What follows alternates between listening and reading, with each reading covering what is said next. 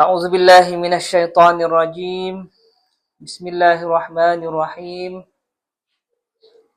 الحمد لله نحمده ونستعينه ونستهديه ونستغفره ونتوب إليه ونعوذ بالله من شرور أنفسنا ومن سيئات أعمالنا، والصلاة والسلام على سيدنا محمد وعلى آله وصحبه ومن تبعهم إلى يوم الدين، وبعد.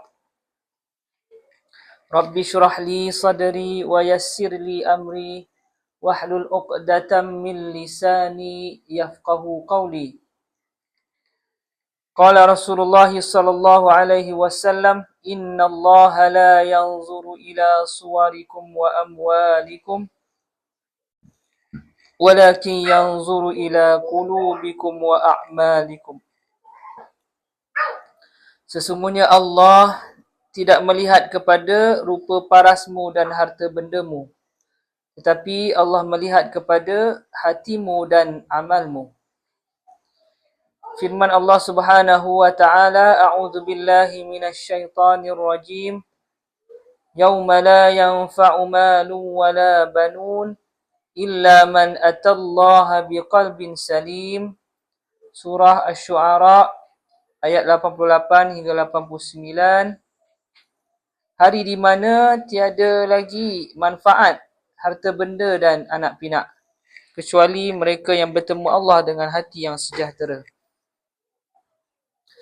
Qala Rasulullah sallallahu alaihi wasallam: "Man yuridillahu bihi khairan yufaqqihu fid din." Sesiapa yang Allah inginkan kebaikan bagi dirinya, Allah akan fahamkan dia tentang urusan agamanya, atau Allah akan bagi dia faham tentang agamanya. Alhamdulillah, bersyukur kepada Allah Subhanahu wa taala kerana diberi lagi kesempatan untuk menuntut ilmu agama. Untuk menyambung lagi pengajian kita menggunakan kitab Petunjuk Nabawi bagi Hati yang dikarang oleh Profesor Dr. Sharaf Al-Qudah. Di mana kitab ini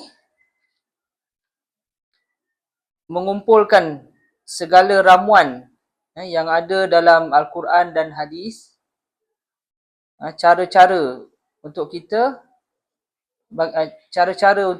menjaga hati kita ni, supaya seperti yang dah dibacakan tadi dalam surah Asy-Syu'ara, Allah berfirman, hanya orang-orang yang dapat berjumpa Allah dengan hati yang sejahtera sajalah yang akan dapat memasuki syurganya. Oleh itu, buku ini mengumpulkan segala ramuan-ramuan, cara-cara bagaimana untuk mendapatkan yang dikatakan hati yang sejahtera tu. Seperti yang dah dibincangkan sebelum ni, diri kita ni mempunyai beberapa unsur yang diciptakan oleh Allah Subhanahu wa taala. Cuba sebutkan 5 unsur tersebut. Hati, akal,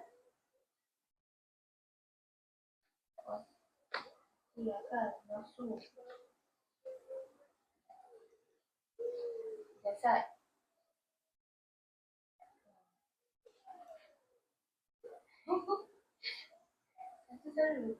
roh. So ada 5 unsur penciptaan diri kita ni. Ada hati, akal, nafsu, jasad dan roh. So antara kelima-lima ni, yang paling penting adalah hati kita yang perlu dijaga. Selama ni kita hanya menumpukan menjaga jasad saja. Jasad kita ni kita bagi makan, bagi vitamin, bagi lotion dan segala bagai. Kalau sakit bagi ubat, tapi hati kita tak pernah pun kita bagi perkara-perkara yang sebegitu rupa. Makanan bagi hati ni taklah serupa seperti makanan untuk jasad. Makanan bagi hati ni adalah lebih kepada perkara-perkara yang berunsur kerohanian orang panggil, ataupun berunsur keagamaan. Itulah makanan bagi hati. Lagi banyak kita mendekatkan diri kita kepada Allah Subhanahu Wa Taala, semakin segar hati kita ni, semakinlah kita akan mendapat yang dikatakan hati yang sejahtera tu tadi.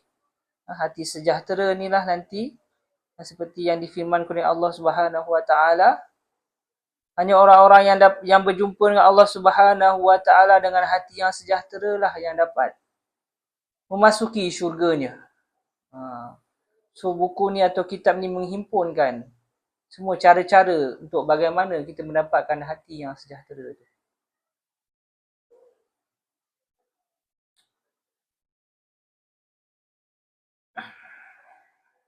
Kadang-kadang kita ni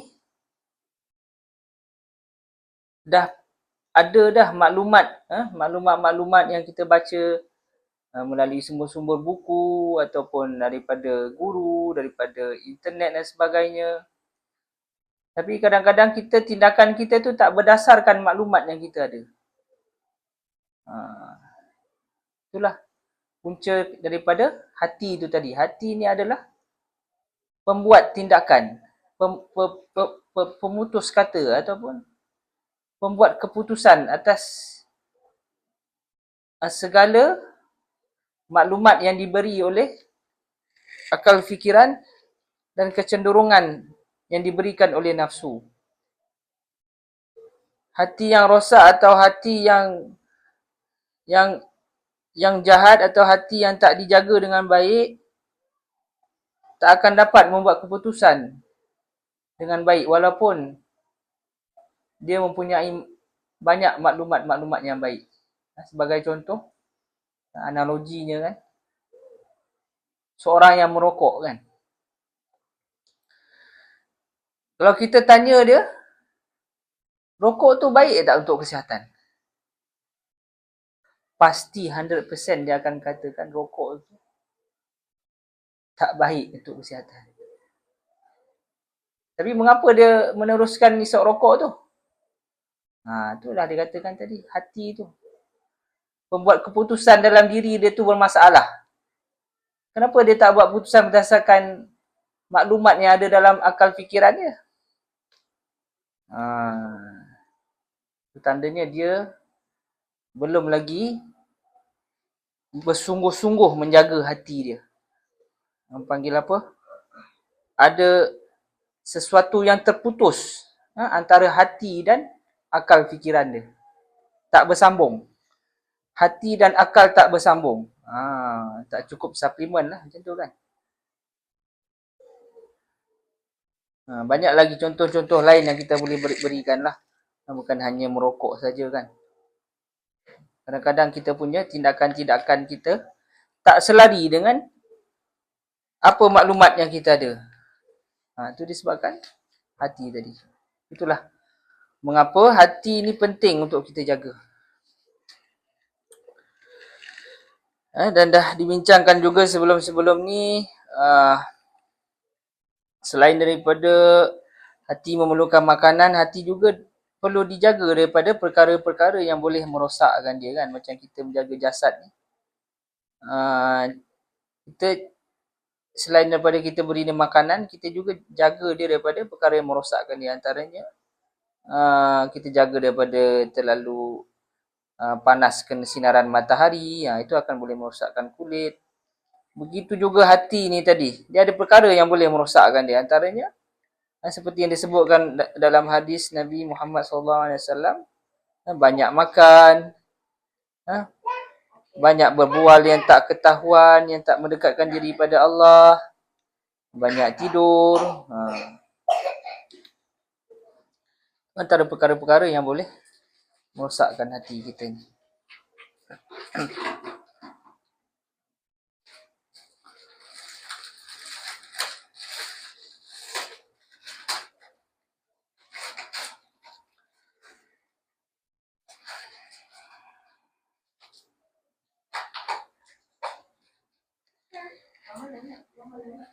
Dan juga antara cara untuk kita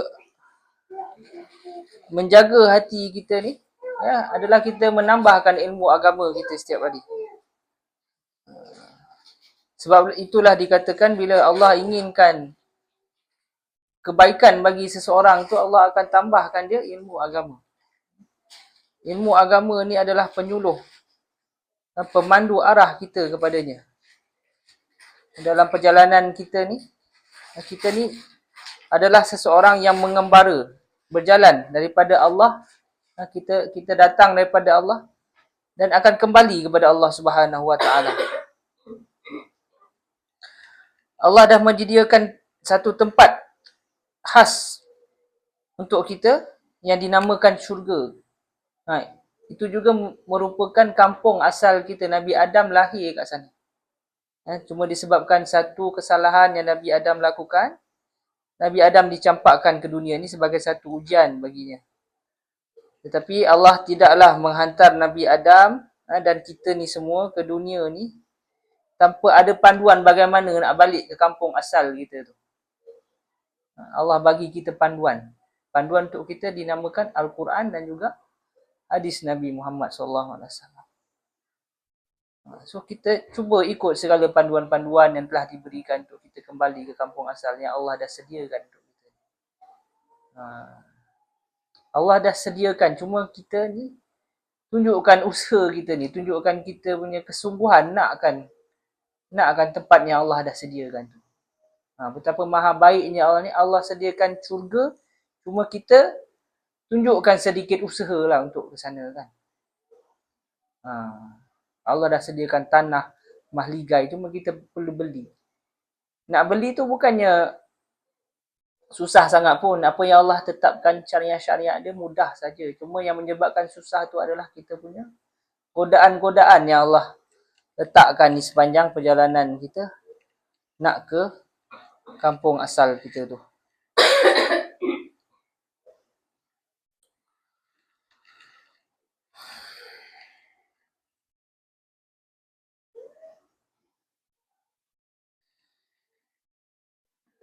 Ada juga yang menamakan ilmu ni ataupun Al-Quran ni sebagai manual kita hidup kat dunia. Ada yang letak analogi Al-Quran dan sunnah Nabi Muhammad SAW sebagai manual. Betul juga kalau dikatakan sebagai manual kan. Sebab kereta tanpa manual akan rosaklah dia. Kita tak tahu macam mana cara untuk penjagaan dia, macam mana cara penggunaan dia kan. Macam itulah kita kat dunia ni. Tak ada panduan Al-Quran dan hadis, macam mana kita nak tahu cara menjalani kehidupan kat dunia ni dengan baik. Cuba tengok orang-orang yang hidup tanpa panduan Al-Quran dan Sunnah kan. Ataupun dipanggil orang-orang kafir tu. Macam mana kehidupan dia orang? Tunggang langgang. Sebab apa? Dia orang tak ada manual ni. Itulah kereta yang tak dijaga menggunakan manual kan. Kita tak tahu berapa nak top up minyak hitam apa yang perlu dipakai. Tak sampai sebulan pakai dah rosak ataupun meletup. Kan? Manusia kalau tak gunakan manual yang Allah berikan, sengsaralah hidupnya kan. Hidup mungkin hidup tapi penuh dengan kesengsaraan, kesusahan, kepayahan, kerosakan sana sini.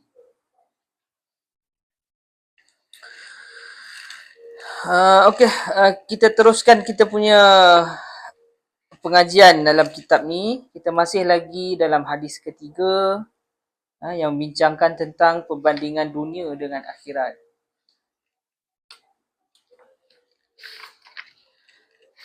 Kita baca balik ayat Quran yang muda-muda yang ada dalam bab ni. A'udzu billahi minasy syaithanir rajim.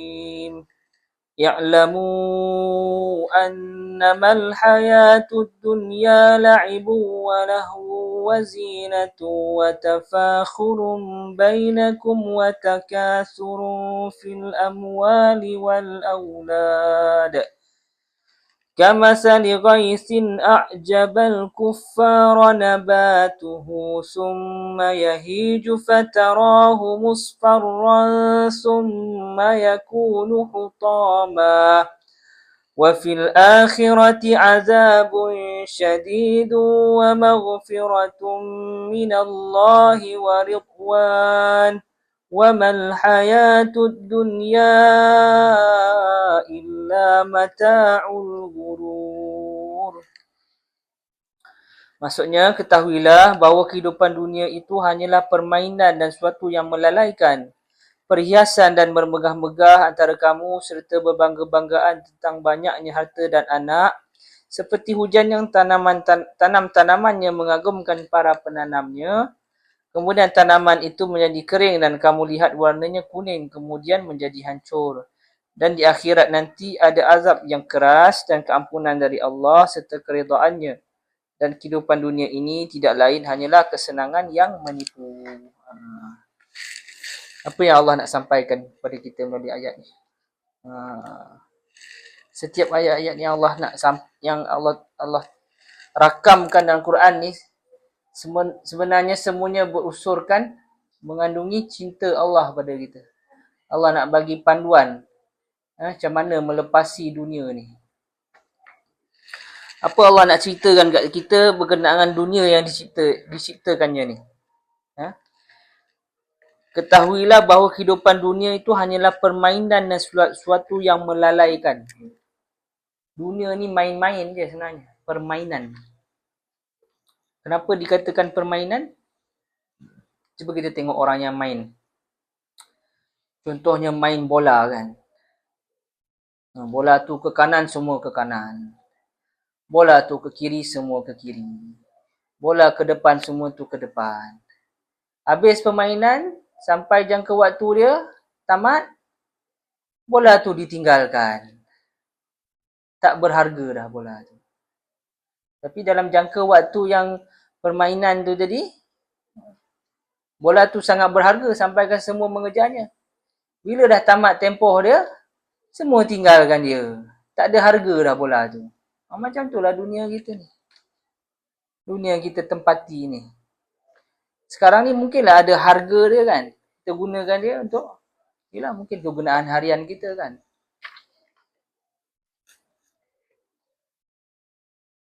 Tapi kalau kita tak niatkan dia untuk akhirat, jadi macam bola tadilah.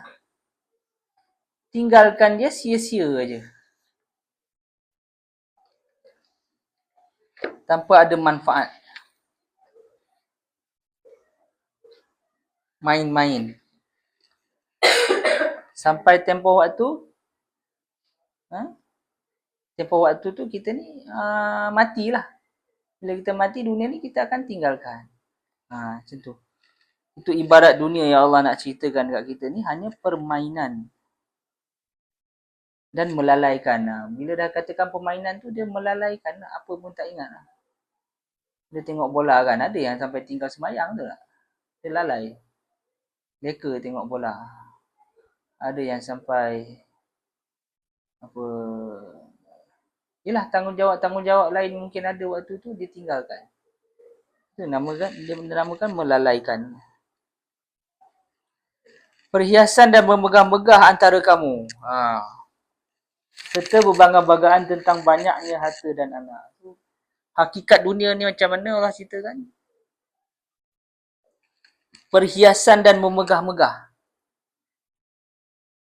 Contohnya, macam kita bila kita berkumpul dengan kawan kan, apa yang kita cerita kat dia? Kita punya perhiasan lah, tudung kita je nama apa. Kau tudung je nama apa. Aku Siti Khadijah, engkau Siti Nurhaliza.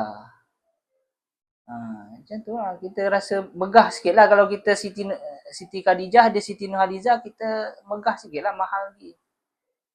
Betul tak? Siti Khadijah lagi mahal. Khadijah tak ada tudung, Nurhaliza pun tak. Ya. Tak apalah. Kalau jenama Siti Khadijah tu dia lebih mahal daripada Siti Nurhaliza, dia akan ada rasa bangga kan, bila kita jumpakan kawan kan.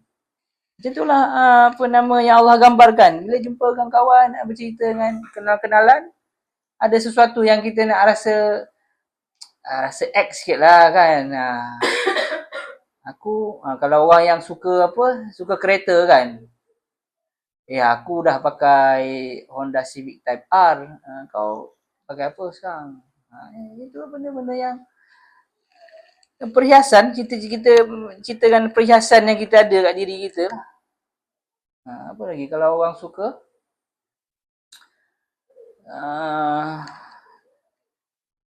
travel kan, dia rasa bangga lah. Dia cerita aku dah pergi 5 negara, kawan dia baru 3 negara. Dia ada rasa kemegahan lah sikit. Itu dunia yang Allah ceritakan. Lepas tu ada berbangga-banggaan tentang banyaknya harta dan anak. Orang businessman lah kan selalunya. Cerita projek juta-juta kan. Bila berkumpul sesama mereka, dia orang bercerita lah. Aku tahun ni dapat close sale 5 juta. Oh, masuk lah tahun ni. Kawan dia pula dapat close sale mungkin 2-3 juta gitu kan. Jadi gitulah. Dan anak kan. Kau anak berapa dah? Aku dah 5. Ini kawan ni baru seorang tapi gugur pula itu. Allah kan. Mesti dah ada yang ada 5 anak ni rasa bangga kan. Dah 5 dah anak dia. Yang seorang lagi tak dapat anak lagi. Dapat anak gugur pula. Seperti hujan yang tanamannya mengagumkan para penanamnya. Kemudian tanaman itu menjadi kering dan kamu lihat warnanya kuning kemudian menjadi hancur. Itu hakikat dunia Allah kata. Benda-benda yang kita bercerita-cerita dengan kawan kita tadi tu. Tudung Siti Hadijah, kereta Civic Type R. Apa nama? Projek juta-juta, anak 5 kan. Benda tu ibarat macam seorang petani yang menanam. Mula-mula dia rasa bangga, rasa seronok kan tengok dia punya tanaman-tanaman dia menghijau, berbuah kan. Kalau orang yang menanam dia tahulah kan. Bila dia tanam pokok pisang tiba-tiba dah keluar dia punya daun. Seronok. Dia punya seronok tu tak tahu nak cakap apalah kan. Lepas tu naik pula lagi punya putik apa semua. Memang ada rasa seronok dia. Tapi nanti pokok tu akhirnya dia akan menguning. Dia akan menguning, kemudian gugur dan hancur. Begitulah benda-benda dunia yang kita ada tadi tu. Kereta Civic Type R yang kita ada tu. Mungkin dia macam cakap apa? Nilaiannya tu dalam 5 tahun tu dia berharga. Tetapi selepas 5 tahun dah keluar pula model yang baru. Civic Type R yang model yang sebelum tu dah tak ada harga. Begitu juga orang cakap apa? Outdated. Outdated. Dunia ni semuanya akan jadi outdated. Termasuklah fashion. Jenama pun kadang-kadang ada yang dah runtuh kan, outdated. Begitu je lah dunia ni. Macam tanaman tadi tu menjadi kering, layu dan juga hancur. Semua yang ada kat dunia ni begitulah dia punya hakikat dia. Tanpa terkecuali apa saja yang kita ada, yang dekat tangan kita ni, even badan kita sekalipun akan berkeriput, berkedut. Kemudian kita pun semakin membongkok, tua dan meninggal. Semua sekali yang kita ada. Baju, even baju kita beli. Mula-mula memang kita suka tengok kan. Lama-kelamaan dia akan jadi lusuh. Bila dah basuh banyak kali lusuh.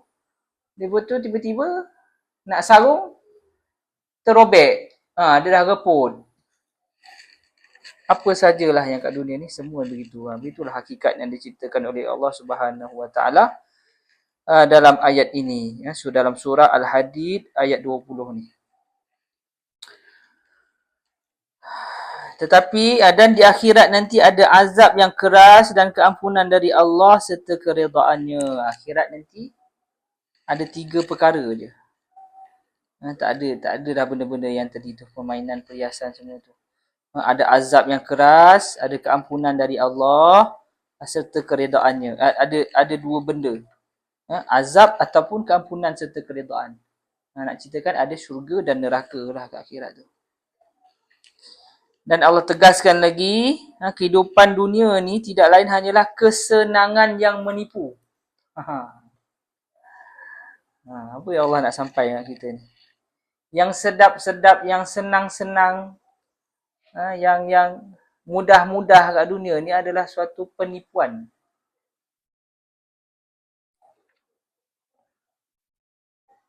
Ada banyak hadis yang menjelaskan perkara ni sebenarnya, tapi dunia ni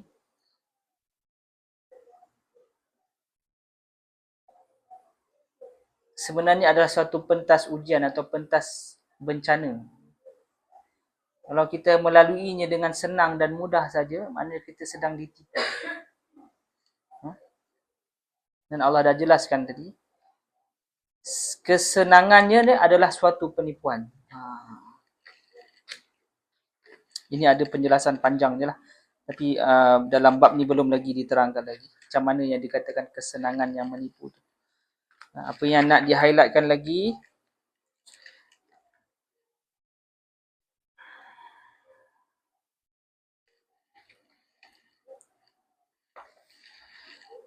dalam bab ni, Nabi Muhammad SAW bersabda di dalam hadis berikut, Abdul Aziz ibn Abi Hazim an abihi an Sahlin qala sami'tu an-nabiyya sallallahu alaihi wasallam yaqul mawdi'u sautin fil jannati khairum minad dunya wa ma fiha wala ghadwatun fi sabilillahi aw rauhatun khairum minad dunya wa ma fiha.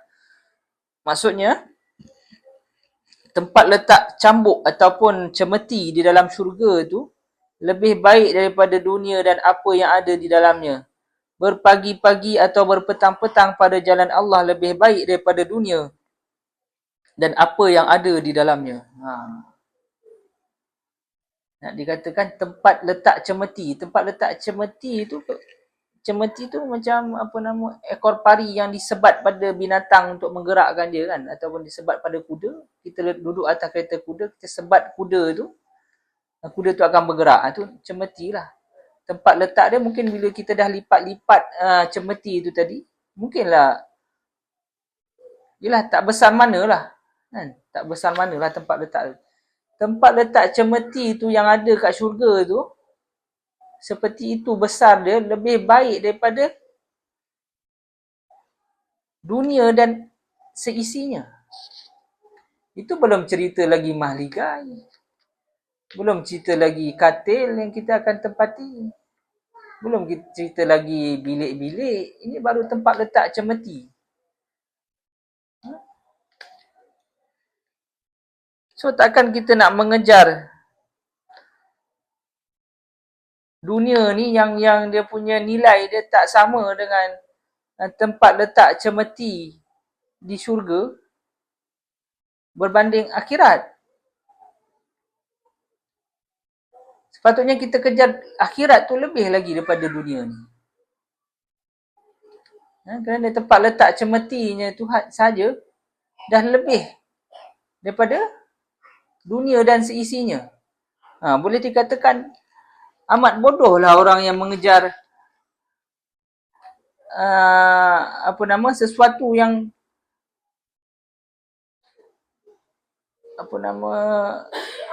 harga dia ataupun nilaian yang lebih rendah daripada tempat letak cemeti di syurga. Begitulah. Berpagi-pagi dan berpetang-petang pada jalan Allah lebih baik daripada dunia dan apa dalamnya. Kalau kita ni berada di jalan Allah waktu pagi dan berada pada jalan Allah di waktu petang, maksudnya kita beramal di waktu pagi dan beramal di waktu petang itu pun dah lebih baik daripada dunia dan apa yang ada di dalam dia.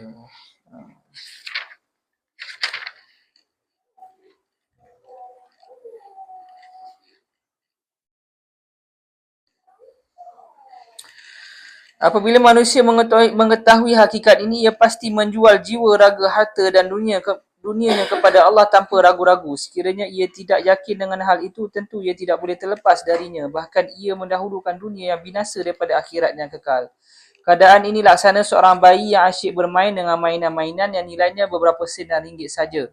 Jika kamu berkata kepadanya, berikan saya main-mainan itu dan saya akan berikan awak 100 ringgit sebagai ganti. Sudah tentu ia akan menolaknya kerana ia tidak mengetahui nilai sebenar daripada main-mainan itu berbanding dengan dunia tadi. Dia melihat bahawa main-mainan itu lebih baik daripada dunia dan segala isinya. Orang dewasa akan tertawa akan sikap bayi tersebut. Berapa ramai orang yang telah dewasa berbuat apa yang dibuat oleh kanak-kanak. Dia memilih sebagaimana kanak-kanak itu pilih.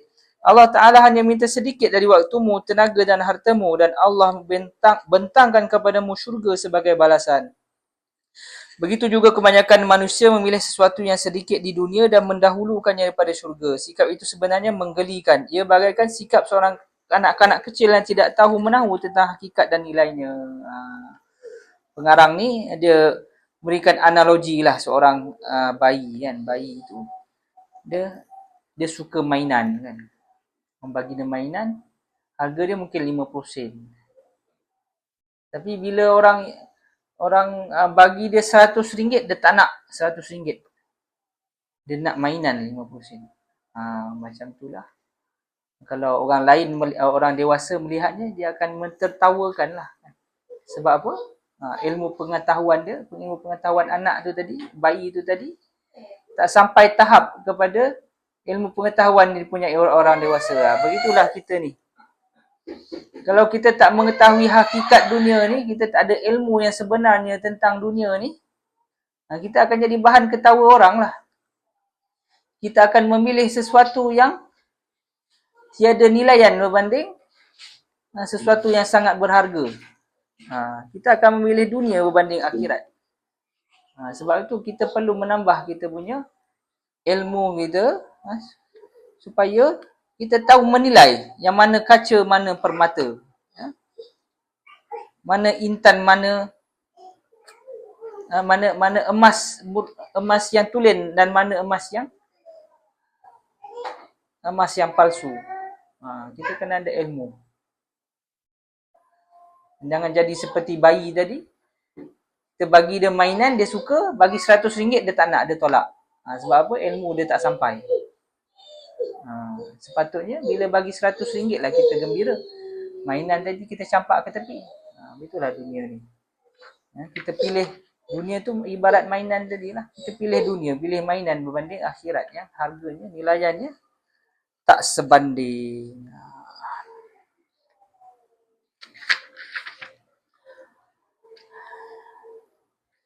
Barang siapa yang beriman dan keimanan yang sebenarnya bahawa setiap sesuatu daripada akhirat lebih baik daripada dunia dengan segala isinya, pasti akan menjadikan seluruh amalannya untuk akhirat dan tidak menjadikan sesuatu untuk dunia sebagai matlamat. Adapun jika banyak amalannya dilakukan semata-mata kerana dunia, maka imannya itu hanyalah iman pada fikiran saja. Tidak sampai ke hati, kerana itu ia tidak mempengaruhi tingkah lakunya. Ini semua berkaitan dengan iman juga, bukan sekadar ilmu. Kalau iman kita ni seyakin-yakinnya akhirat tu lebih baik daripada dunia, kita akan letak seluruh amalan atau usaha kita untuk akhirat. Kita kena bijak. Macam mana kita nak letakkan kita punya seluruh amalan kita, tingkah laku kita seharian ni untuk akhirat saja 100%. Itu yang dikatakan dunia ni jambatan untuk akhirat. Walaupun kita nampak macam tengah melakukan usaha dunia kan, tapi sebenarnya ada pahala ke akhirat sana. Contohnya bagi seorang isteri yang tengah melipat kain kan, ada nilai akhirat tak kat situ? Adalah kan. Kalau niat kita apa? Menguruskan rumah tangga kan, menguruskan rumah tangga suami. Ada nilai akhirat semua. Kita kena ada, yang penting niat kita tu, pasang niat, siap-siap. Kita buat ni untuk apa? Buat ni untuk apa? Ada nilai akhirat. So setiap masa yang beredar tu adalah pahala lah. Pahala yang masuk dalam kita punya kantong. Bukan hanya orang cakap apa? Solat, puasa, zakat, zikir saja, bukan. Kita buat kerja-kerja harian yang nampak macam keduniaan pun dia boleh menghasilkan pahala akhirat.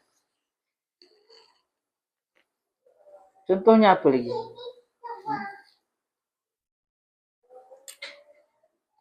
Dalam muamalah kita dengan orang-orang di sekeliling kan. Ada panduan-panduan yang Nabi ajar. Sunnah kita senyum. Senyum dapat pahala. Apa lagi? Makan, baca bismillah. Even nak masuk tandas sekalipun, Nabi ajar macam mana nak menghasilkan pahala masuk tandas. Sampai macam tu sekali. Sebab apa? Allah dah jadikan kita ni sebagai hamba dia untuk beribadah. Ataupun dikatakan tujuan penciptaan kita di dunia ni adalah untuk beribadah kepadanya. So, kita masuk tandas sekalipun ada nilai ibadah. Apa doa masuk tandas? Allahumma inni a'udzubika minal khubusi wal khaba'is. Lepas tu bila keluar pada tandas, ghufranak. Nak masuk tandas tu pun ada dia punya cara-cara dia. Nak pakai disunahkan pakai sarung kaki. Ataupun selipar, alas kaki, bukan sarung kaki, alas kaki. Sunnah tu pakai alas kaki masa masuk tandas. Lepas tu masa dah masuk tandas tu nak sarungkan selipar tu pun Nabi ajar cara dia. Kena kaki kiri. Nak keluar tandas, nak buka sarung kaki ataupun alas kaki, kena dahulukan yang kanan dulu. Semua kita punya aktiviti harian kita ni boleh menghasilkan pahala kita di akhirat nanti. Walaupun hanya nak masuk ke tandas. Inilah ukuran keimanan yang sebenarnya sepatutnya menjadi ukuran kepada iman kita. Jika kita dapatinya kuat dan membaru di lubuk hati, kita mengucapkan pujian kepada Allah. Sekiranya kita tidak dapatinya demikian, maka hendaklah kita berusaha meresapinya, menghidupkannya dalam hati dan tidak akan sebelum kehabisan waktunya. Kita kena usaha hidupkan dia, meresap dalam hati kita ni sebelum kita habis waktu. Benda-benda yang kecil-kecil tu kita rebut. Walaupun sekadar hanya nak masuk tandas, Allahumma inni a'udzubika minal khubusi wal khaba'is. Walaupun sekadar itu, rebut apa yang Nabi ajar. Sebelum kita ni dah kehabisan waktu. Semua tu ada pahala-pahala dia. Sebab nanti bila kita dah meninggal dunia, dah tak ada peluang dah. Dan peluang untuk kita menimba pahala ni hanya sekali saja. Jadikan setiap detik, setiap saat yang berlalu dalam hidup kita ini menghasilkan pahala untuk kita. Tadi dah diterangkan niat kita melakukan sesuatu tu kan, untuk Allah, untuk untuk manfaat manusia dan sebagainya. Firman Allah Subhanahu wa taala, a'udzu billahi minasy syaithanir rajim. Hatta idza jaa ahaduhumul maut qala rabbi irji'un la'alli a'malu salihan fima tarakt kalla innaha kalimatun huwa qailuha wa min waraihim barzakhun ila yaumi yub'atsun. Maksudnya demikianlah keadaan orang-orang kafir itu hingga apabila datang kematian kepada seorang dari mereka, dia berkata, ya Tuhanku, kembalikanlah aku ke dunia agar aku berbuat amal yang soleh terhadap yang telah aku tinggalkan. Sekali-kali tidak, sesungguhnya itu adalah perkataan yang diucapkan saja dan di hadapan mereka ada dinding sampai hari mereka dibangkitkan. Jangan jadi macam orang kafir. Orang kafir ni nanti bila dia dah meninggal dunia, dia dah nampak kebenaran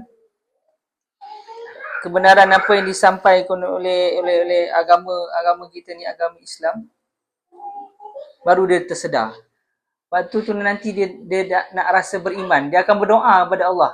Orang kafir, dia lepas mati dia berdoa kepada Allah. Minta kembali ke dunia, dia nak beramal soleh. Padahal sebelum dia meninggal dunia, kenal Allah pun tidak.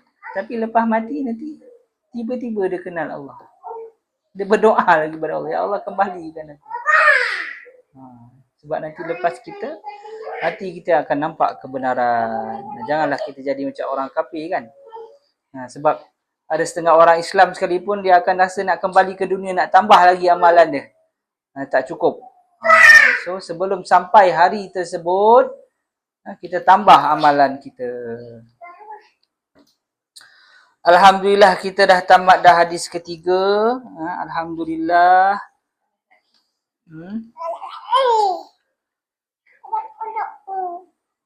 Ia satu perbincangan yang baguslah ya. Pembandingan dunia dan akhirat ni. Sangat orang cakap apa, nikmat sekali segala hadis-hadis, ayat-ayat Quran yang diberikan dalam menyebabkan kita kenal dunia tu apa kan. Sebelum ni mungkin kita tak tahu kan. Kita apa orang cakap, kita mungkin tahu tapi tak secara mendalam. Ataupun kita tahu dia macam di permukaan saja. Rupanya Allah dah ceritakan dah hakikat dunia tu bagaimana. Tadi macam dah dibacakan ayat tu tadi kan. Bila kita ni berjumpa dengan kawan, ayat Quran sendiri dah sebut.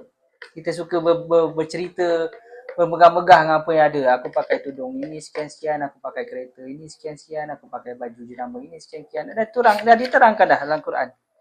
Kan? Hanya berbangga-banggaan, bermegah-megah. Itu je lah dunia ni, tak ada. Nanti benda yang kita banggakan tu lama-lama jadi lapuk, usang. Macam kita ada iPhone kan, iPhone 9. Sekarang dah iPhone berapa tak tahulah kan. iPhone yang latest, ada iPhone yang latest, dia lebih bangga lagi berbanding iPhone yang sebelum ni kan. Tapi iPhone yang latest tu akhirnya nanti bila dah keluar iPhone yang lebih baru lagi, iPhone yang kemudiannya tu dah jadi outdated lah panggil. Begitulah dunia bersilih ganti sebegitu rupa. Sampailah saat kematian.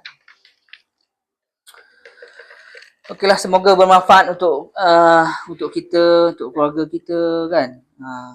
Dalam perjalanan kita menuju Allah Subhanahu Wa Taala ni, kita perlu tahu kan. Kita perlu ada panduan supaya nanti bila kita bertemu Allah Subhanahu Wa Taala,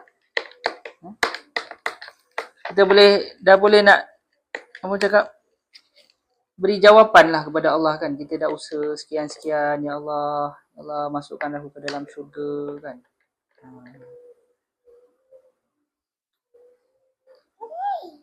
Okeylah, ada apa-apa soalan ataupun kekeliruan? Ada? Okey, kalau begitu kita tangguhkan tazkirah kita malam ni. Subhanakallahumma wa bihamdika asyhadu an la ilaha illa anta astaghfiruka wa atubu ilaik. Assalamualaikum warahmatullahi wabarakatuh.